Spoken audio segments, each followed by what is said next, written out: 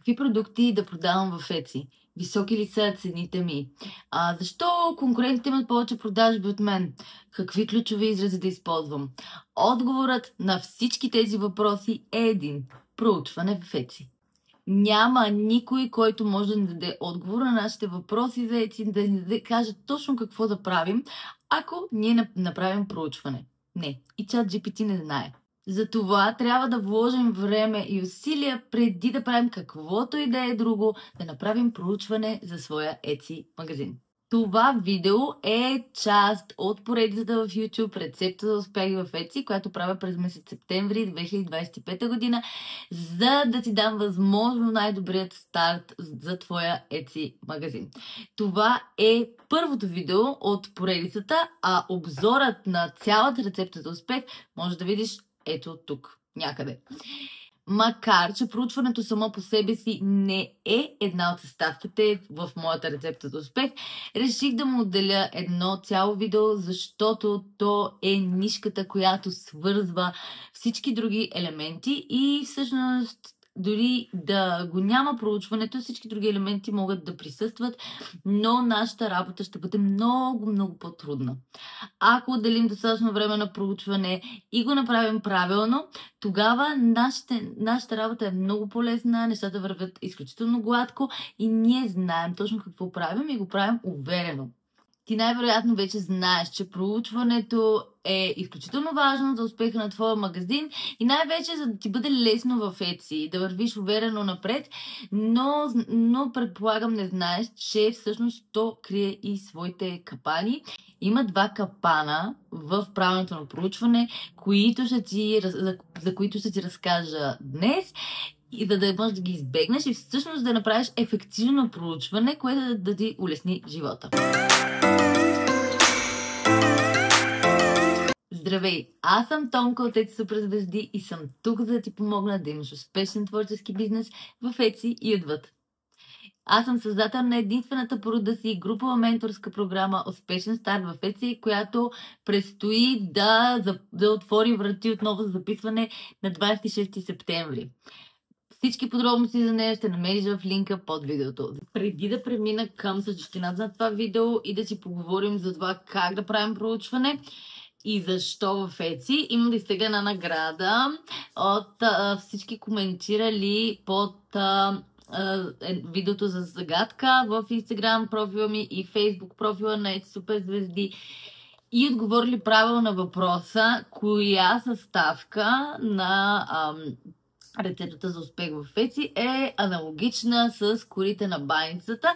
Това можеше да разберете от първото обзорно видео от поредицата.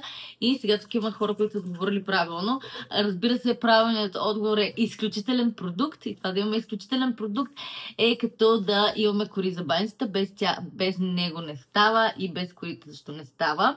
И така, и сега ще изтегля един победител, който ще спечели 30-минутна онлайн консултация на Etsy тема с мен. Ето този искам. Чакай. Ето. Ето едното листче. Сега ще го отворим. Ето кой е победителят. Виждате Бени Пенкова. Пенкова Бени. Във Фейсбук е коментирала Бени.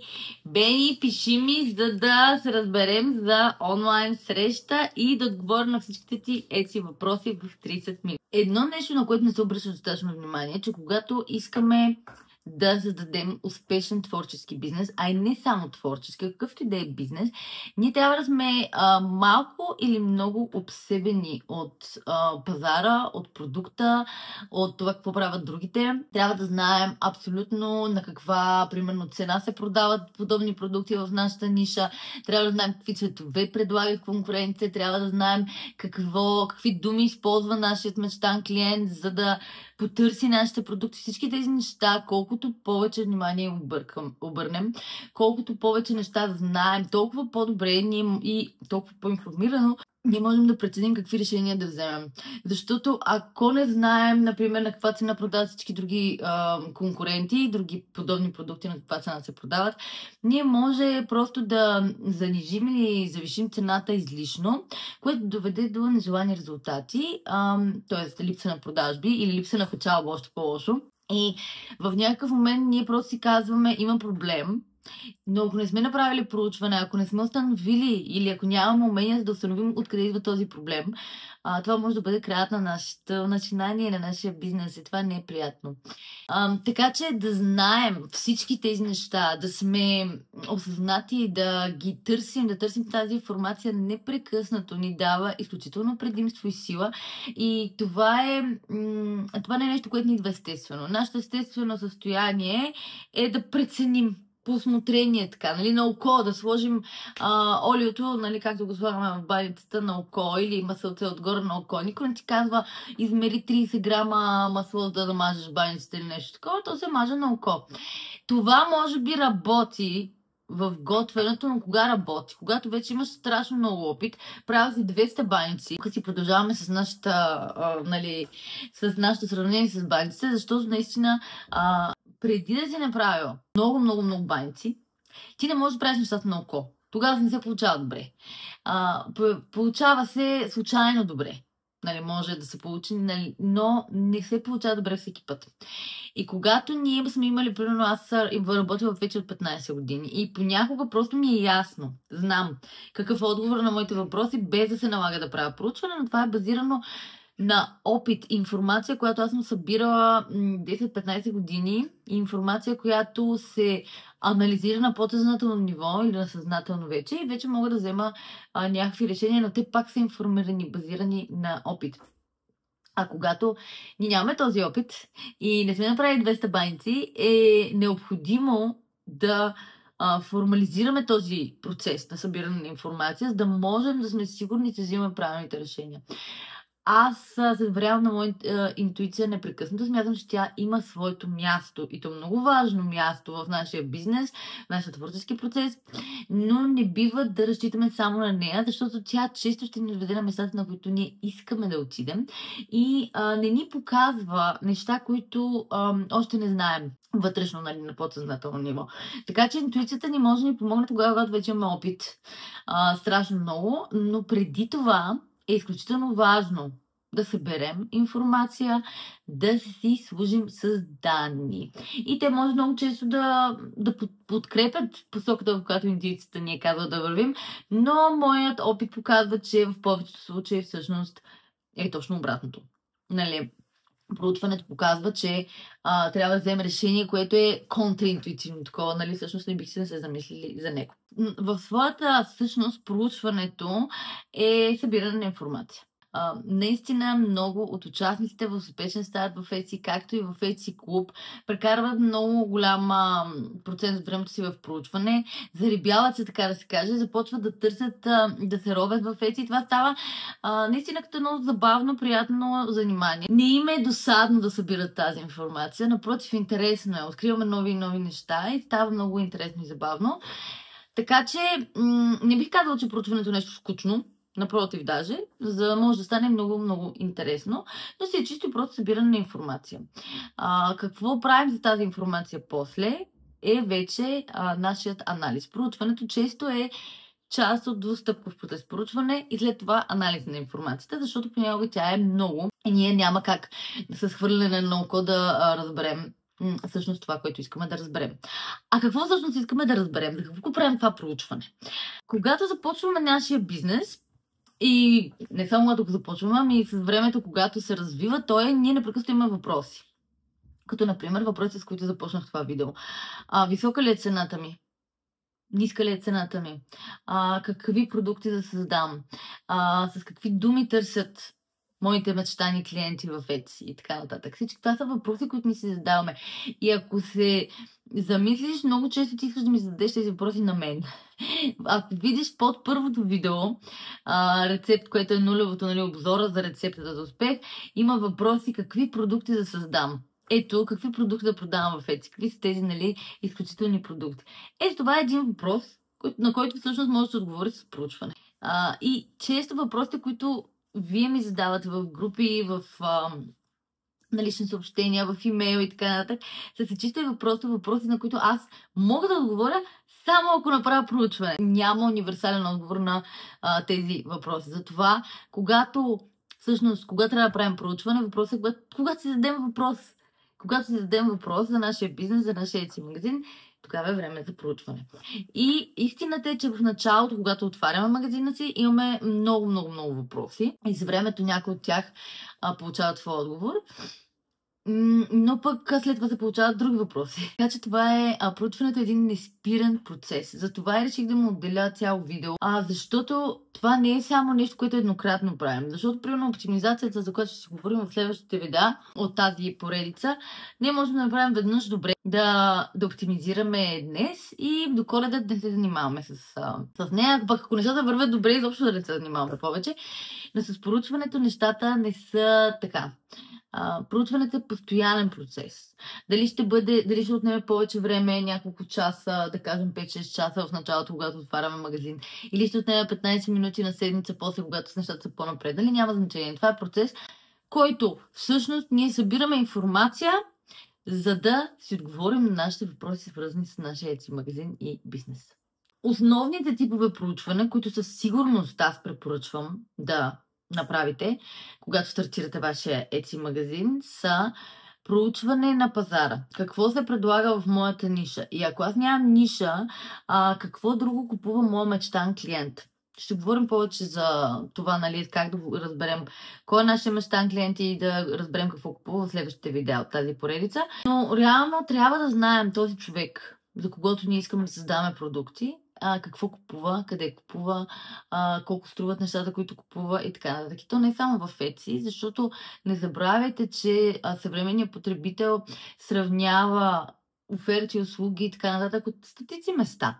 Той не влиза само в Etsy, той влиза и в Pinterest, влиза и в Temu и навсякъде, и в други, и в Amazon влиза и така нататък, за да намери най-подходящото за себе си. Той ще вземе това, което е най-доброто за него. Така че ни трябва най-напред да знаем кой е този човек, какво иска, какво купува, на каква цена го купува, какви цветове предпочита, какви продукти предпочита, след това какви продукти се предлагат за този човек или за групата хора, с която ние сме решили да работим, какви продукти се предлагат в Etsy, как са представени и след това, нали, всъщност ние минаваме по всичките стъпки с проучването във всяка от съставките. Какви продукти се предлагат, разбира се на каква цена, как са представени, представянето им, как са визуализирани, как са снимани дали, как са оптимизирани, разбира се с какви думи, елементи имат обявите, какво се предлага и разбира се продажби има конкурентите, какво предлагат конкурентите. Дали, например, магазинът се състои от един тип продукти или много типове продукти, категории и така нататък. Трябва да имаме пълна картина за това какво се случва. Трябва да имаме пълна картина за това какво се случва. За да можем ние да вземем решение как да позиционираме нашия магазин, нашия продукт. Нали, в началото казах, че трябва да сме малко посебени от проучването. Да. Определено в началото, колкото повече информация имаме, толкова по-добре. Но ето тук сега идват и двата капана на проучването, за които искам да спомена. И единият от тях със сигурност е прекалено дългото и всеобхватно проучване. Когато седнем ние да правим проучване за нашия Etsy магазин, е добре да не го правим прекалено дълго и всеобхватно, защото няма как да обхванем абсолютно всички магазини, които продават плетени шапки в Etsy и отвъд. Няма как да обхванем абсолютно всички магазини. Трябва да знаем, че всъщност един от капаните на проучването е да го правим прекалено дълго. Да, имам клиентки, които правят проучване години дори, преди да отворят магазина си. За мен това е ясно, че тук са въвлечени други причини, нали, разбира се за това, но това е прекалено дълго. Повече от 10 часа при отваряне на магазина, аз не мисля, че е необходимо да влагаме в един пълен работен ден. Хайде 2, ако е много така нища, богата и така нататък. Не повече от това. Не повече, това е предостатъчно време, за да разберем, да разследем отговори на нашите въпроси. Много често виждам как хора се парализират, нали, в своето проучване, остават в него прекалено дълго, защото това ги спасява от предприемане на действия. Проучването е едно безопасно пространство, в което ти събираш информация просто, но то не ти дава обратна връзка за твоите продукти и твоето представяне. То е само информация. едностранно. И един от капаните да останем там много дълго време. Не попадайте в този капан. В програмата Успешен старт в Etsy давам точни параметри, кога да се прави проучване, за какво да се прави проучване и много често трябва да напомням при проучването, вече е време да преминеш към действия. Другият капан е всъщност да правим много общо проучване. Да си кажем, аз ще правя проучване за моя Etsy магазин. Добре, но това е нещо пак изключително съобхватно. Може да правиш проучване за всичко, нон-стоп, безкрайно много. Едно от най-важните неща е да си поставим точни и конкретни въпроси, когато правим проучване. Какви са цените на продуктите в моята ниша? Това е точно конкретен въпрос. На каква цена, даже още по-конкретен, на какви цени продават бестселерите в моята ниша? Знаем кои са ни целевите продукти, искаме само бестселери в моята ниша, на каква цена продават. Конкретно. Затова, значи, ако друго не научите от мен изобщо за Etsy, се надявам да мога да ви предам това. Когато ще започнете да правите проучване, седнете първо и си запишете въпросите, на които искате отговор. Запиши си въпросите. Кажи си, искам да разбера това, искам да разбера това. Когато имаш списъка с въпроси вече и вървиш по тях, много по-трудно да се отплеснеш в безкрайно проучване неща, които дори може би не са си необходими като информация, за да вземеш своите решения. Така че двата капана са да не си поставяме въпроси, да нямаме конкретни въпроси, защото тогава се отплесваме и почваме да търсим и да разбираме други неща, които може би не ни трябват. И второто нещо да остане прекалено дълго в проучване, защото то е едностранно. Едностранно, безопасно, но всъщност най-доброто проучване е действието. Най-доброто проучване е действието. Защото то ни дава обратна връзка. Колкото и време да проучваме ние какви продукти да продавам в моя Etsy магазин, и месеца сме ги проучили, да имаме убеденост, че тези продукти са много популярни и се продават добре и така. Няма да сме абсолютно сигурни в това, което правим и как ще реагира пазара, докато не ги пуснем, докато не ги активираме в магазина си. И това е последното и най-важно нещо, което искам да ви споделя днес, че проучването е прекрасно, е изключително важно, може да ни спести време, енергия, усилия, решения, но не може да се сравнява с действието. Най-доброто проучване всъщност е действието. Да, малко по-скъпо е по-трудоемко от просто да седиш да събираш информация за другите, но най-доброто проучване е действие. В последния ми успешен магазин, който отворихме с мъжа ми 2020 година и съществува 4 години, в началото имахме 2 категории продукти. Ние не можехме да решим дали да тръгнем с стъклото или с дървото. И накрая всъщност решихме, че просто ще направим и двете. Аз казах, няма смисъл тук да избираме. Няма да получим отговор на нашия въпрос, който ще върви повече от проучването, защото просто беше ограничено. И когато познахме и двете категории продукти, само след няколко месеца, само след 2-3 месеца, то беше ясно вече, че нашият магазин ще се насочи към стъклените продукти, които бяхме разработили, защото просто дървените не се продаваха толкова. На всеки 20 продажби на стъклени продукти имахме по една дървена. И за нас беше пределно ясно кой е отговор на нашия въпрос, към кои продукти да се насочим. Но този отговор ние нямаше да го получим, ако не бяхме предприели действия, не бяхме отворили магазини, не бяхме качили и двата вида листинги. Ще завърша с едно пожелание към вас. Проучвайте смело, конкретно, но и не губете прекалено много време в проучване, защото най-доброто проучване всъщност е действието. Кажи ми сега в коментари под видеото, следиш ли поредицата рецепта за успех в Etsy, която създавам. Дай ми едно сърце, дай ми един палец, за да ми кажеш да следиш поредицата. Ми кажи какви въпроси имаш за проучването в Etsy.